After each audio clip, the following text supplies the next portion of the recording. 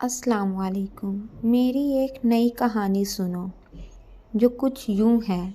خاموش محبت، خفیہ نگاہیں، شہر کی تنہائی اور دل کا راز جو آہستہ آہستہ کھلتا ہے۔ میرا نام طیب ہے۔ میں ایک 24 سالہ سادہ سا لڑکا ہوں۔ میں گاؤں سے آیا ہوں۔ میں لاہور میں رہتا ہوں۔ میرے والد ایک کسان ہیں۔ گھر کے حالات خراب ہوئے تو میں نوکری کی تلاش میں لاہور، پشاور اور گل آیا۔ میرا سارا دن کارخانوں، دکانوں اور دفتروں میں جایا کرتا تھا۔ مجھے مسترد ہونے کی عادت تھی۔ شام کو میں اپنے چھوٹے سے کرائے کے فلیٹ پر آیا کرتا تھا۔ فلیٹ چھٹی منزل پر تھا جس میں 3 کمرے تھے، لیکن میں اپنا سارا وقت پچھلے کمرے میں گزارتا تھا جو سڑک کے دوسری طرف عمارت کی طرف تھا۔ اس کمرے کی کھڑکی میرے چہرے کی اونچائی پر تھی اور سامنے والی عمارت کا فلیٹ ہمارے بالکل سامنے تھا۔ دونوں عمارتوں کے درمیان بس ایک تنگ گلی تھی جس میں سے موٹر سائیکل اور رکشے گزرتے تھے۔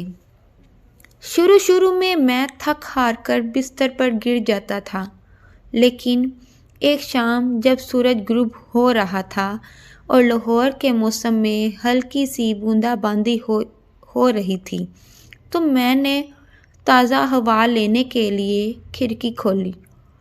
وہاں میں نے ہمارے سامنے فلیٹ میں ایک لڑکی کو دیکھا۔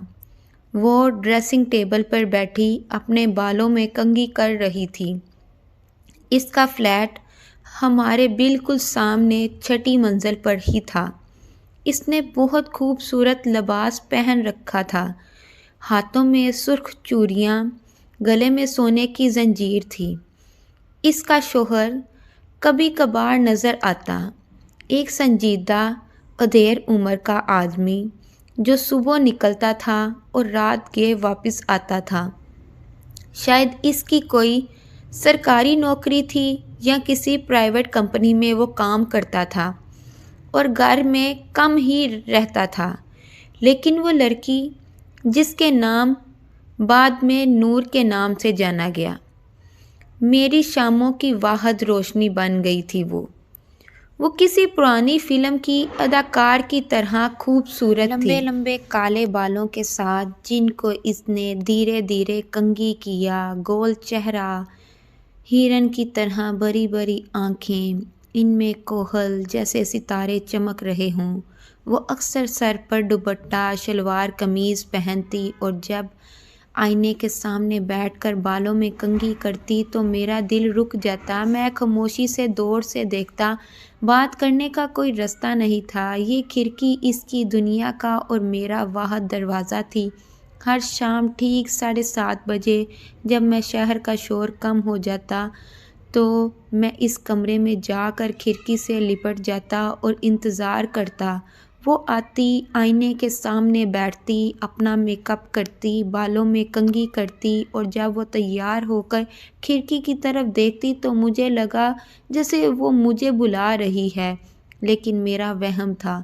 یہ میرا معمول بن گیا تھا، چاہے گرمی ہو، سردی ہو یا بارش، میں وہاں 7:30 بجے پہنچوں گا۔ جب بھی وہ میری طرف دیکھتی تو سوچتی کہ کھڑکی خالی ہے۔ وہ اپنے بالوں میں آرام سے کنگھی کرتی اور میں دل ہی دل میں اس کی تعریف کرتا کہ وہ خوبصورت ہے یا نہیں۔ رات کو جب وہ سو جاتی تو میں اس کی تصویر آنکھوں میں لے لیتا اور اس کی تصویر آنکھوں میں لے کر سو جاتا۔ ایک شام جب وہ شرما رہی تھی تو اس کی آنکھیں چمک اٹھیں اور اس نے خود کو آئینے میں دیکھا اور مسکرا دی۔ میرا دل ہلکا سا محسوس ہوا، جیسے وہ مجھے دیکھ رہی ہو، لیکن نہیں، وہ اپنے آپ میں گم تھی۔ ایک دن 6 بجے میں کھڑکی کے پاس پہنچا۔ فلیٹ میں ہلکی ہلکی روشنی تھی۔ وہ آئی، آئینے کے پاس کھڑی ہو گئی، خود کو دیکھا اور مسکرا دی، پھر چلی گئی۔ پھر ایک شام جب آسمان سرخ ہو رہا تھا، میں نے اپنا ذہن بنایا، میں 7:30 سے پہلے تیار ہو گیا۔ وہ اپنے بالوں میں کنگھی کرتی، میک اپ کرتی، گویا یہ کوئی خاص ملاقات ہوگی۔ ٹھیک 7:30 بجے میں نے آدھی کھڑکی کھولی، تھوڑی دیر بعد نور آئی۔ آج اس کے بال سرخ قمیض میں بھرے تھے۔ وہ آئینے کے پاس بیٹھ کر سرما لگانے لگی۔ اچانک اس نے سر اٹھایا اور سیدھا میری طرف دیکھا۔ میری سانسیں تو رک گئیں، لیکن میرے دل نے کہا اب وقت آ گیا ہے۔ میں نے آہستہ سے ہاتھ ہلایا، ہلکا سا سلام کیا۔ اس کی آنکھوں میں تھی، اس کی آنکھیں حیرت سے بھری ہوئی تھیں۔ اس کے گالوں پر لالی نمودار ہو گئی تھی۔ ایک لمحے کے لیے میں نے سوچا کہ وہ اسے ڈانپ لے گی، لیکن نہیں، اس نے بہت نرمی سے سر ہلایا۔ پھر وہ جھک کر سرما لگانے لگی، لیکن اس کے ہونٹوں پر ہلکی سی مسکراہٹ تھی۔ میں نے ہاتھ ہلایا اور جواب ملا۔ اب دوری صرف بالوں کی نہیں، دل کی بھی تھی۔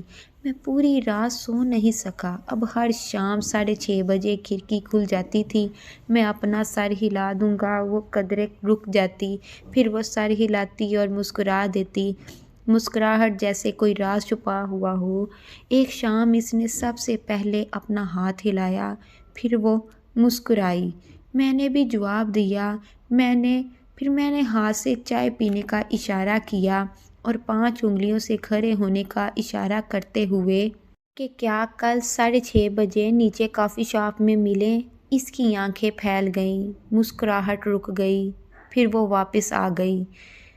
پھر میں نے سوچا شاید اس کو میرا یہ کہنا برا لگا ہو، لیکن اس نے بہت نرمی سے سر ہلایا۔ پھر اس نے اپنے ہاتھ سے دل بنایا اور اپنے سینے پر رکھ لیا۔ میری سانسیں رک گئی، دل اڑنے لگا۔ اگلے دن 6:30 سے پہلے میں دلی میں نیچے ایک چھوٹی سی کافی شاپ کے باہر کھڑا تھا۔ وہ ایک سادہ سفید قمیض میں، سر پر دوپٹہ اور ہاتھ میں ایک چھوٹا پرس لیے آئی تھی۔ وہ گلی پار کر کے آئی۔ وہ قریب آئی تو اس کی آنکھیں پھیل گئیں، پھر وہ اٹھ گئی۔ میں نے اس کی طرف ہاتھ ہلایا، اس نے پھر جواب دیا۔ میں کافی شاپ کے اندر بیٹھ گیا۔ اس نے 2 کپ چائے کا آرڈر دیا، خاموش تھی۔ پھر ہم دونوں مسکرائے۔ اس نے میرا نام پوچھا، میں نے جواب دیا طیب، اور پھر میں نے کہا تمہارا نام؟ تو اس نے کہا نور۔ پھر وہ دھیرے سے بولی، تم مجھے ہر روز مسکراتے ہوئے دیکھتے ہو نا؟ میں نے ہنس کر کہا ہاں، کیونکہ تم بہت خوبصورت ہو۔ اس نے سر جھکا لیا۔ پھر اس نے بتایا کہ اس کا شوہر ایک کمپنی میں مینیجر ہے۔ وہ رات کی شفٹ ہوتی ہے اس کی۔ وہ گھر میں کم رہتا ہے۔ پیسے کی کوئی کمی نہیں ہے، لیکن تنہائی بہت زیادہ ہے۔ شام کو جب میں تیار ہوتی ہوں تو کوئی میری تعریف نہیں کرتا۔ جب میں نے آپ کا سلام دیکھا تو مجھے لگا کہ کوئی تو ہے جو میری طرف دیکھ رہا ہے، وہ مجھے پسند کرتا ہے۔ میں نے بھی پھر اپنی کہانی سنائی کہ میں گاؤں سے آیا ہوں، نوکری کی تلاش میں ہوں، تنہائی اور پھر اس کی دیوار۔ اس نے کہا ٹھیک ہے، اب چلتے ہیں، میرے شوہر کے آنے کا ٹائم ہے، وہ آ رہے ہوں گے۔ میں نے کہا کل ملتے ہیں۔ یہاں وہ خاموش رہی۔ پھر اس نے کہا ٹھیک ہے، لیکن کل 5:30 بجے۔ اور یوں ہماری ملاقاتیں شروع ہو گئیں، چائے، باتیں کرتے، مسکراہٹیں اور دل کے راز جو ہم دونوں کو معلوم تھے۔ اور پھر نہ جانے کب کیسے ہم دونوں کو ایک دوسرے سے پیار ہو گیا۔ پہلے صرف ہم کافی شاپ تک ملتے تھے، پھر آہستہ آہستہ میں اس کے گھر آنے جانے لگا، اور پھر ایک دن اس کا شوہر کام کے سلسلے میں شہر سے باہر گیا ہوا تھا تو اس نے مجھے اپنے گھر بلایا، اور میں کچھ سوچے سمجھے بنا اس کے گھر چلا گیا تھا، اور اس کے ساتھ بیٹھنا، باتیں کرنا، پتہ نہیں کب وہ اور میں اتنے قریب آ گئے کہ ہمیں ہوش نہ رہی۔ یہ ملاقات اب حد سے بڑھنے لگی، اور مجھے اور اس کو ایک دوسرے کی عادت ہونے لگی۔ اب اس کو اپنے شوہر سے زیادہ میرے ساتھ وقت گزارنے میں زیادہ مزہ آنے لگ گیا تھا۔ دوستو، تو یہ تھی آج کی کہانی، اور ایسی مزید کہانیاں سننے کے لیے ہمارے چینل کو سبسکرائب کرنا نہ بھولیں، اور اگر آپ کو یہ کہانی اچھی لگی ہے تو اس کو لائک شیئر ضرور کریں۔ ملتے ہیں نیکسٹ ویڈیو میں، نیکسٹ کہانی میں، تب تک کے لیے اللہ حافظ۔